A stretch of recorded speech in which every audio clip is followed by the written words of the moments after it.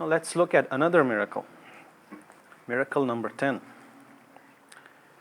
The witchcraft upon the Prophet ﷺ. This is recorded in Sahih al-Bukhari, by the way, this incident, wherein what happened, Rasulullah ﷺ was bewitched by a person, and what used to happen was that sometimes Rasulullah ﷺ would feel that he had done something but he hadn't.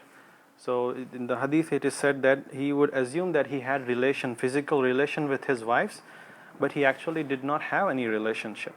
So he would get these kind of thoughts, but the scholars mention, however, that this black magic, this did not affect to the extent that his prophethood got affected. It was just as to his body and his limbs, and they said it was just like visual hallucinations. It wasn't like something that really made him give, like for example, wrong verses or something, recite like that. Nothing happened to him at that sort, but he would just have these kind of thoughts that he would assume that something happened, but actually it did not happen.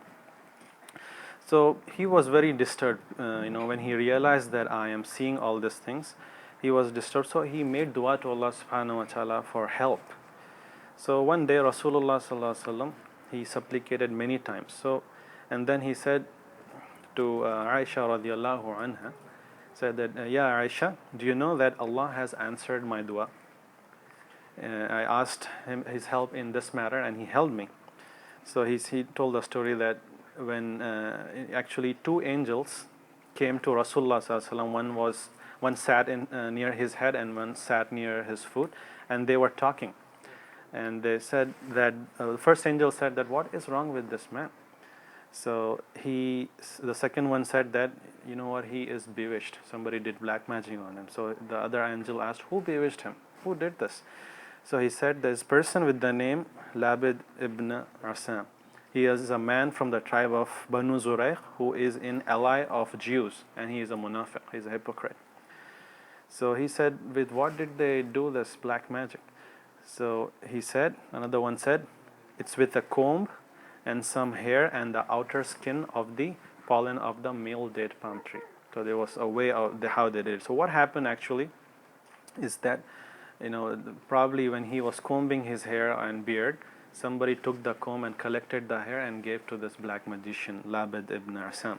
So the other angel asked, where is this, spell? Where is this black magic thing? So the other angel said, it is under a rock in a well of Zarwan. So Rasulullah ﷺ heard all this conversation. So he went with three of his companions. He went with Ali, he went with Abdullah ibn Zubair, and he went with Yasir ibn Ammar ibn Yasir. So they went together. They went to this well of Zarwan, and when they reached there, it was very strange. This well, it had water. It was like all red. It was like as if like there was henna. The henna, how it turns red. That's how the water was.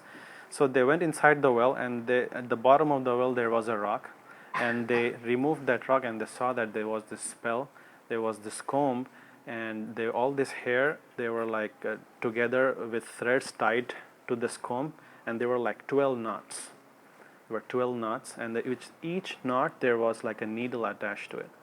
So this is how black magicians do. Whenever you see it, it's like a dangerous thing. It's how they do it, and you have to be careful with it. You have to go to a person of knowledge, and you should not try to destroy it yourself. So anyways, so at that time when they saw this comb, what happened? Angel Jibreel alayhi salam came, and the verses were revealed. Which surah were revealed? Surah An-Nas and Surah Al-Falaq were revealed. And when Jibreel alayhi salam was reciting, he actually said, in Allah's name I recite these du'as to protect you from everything,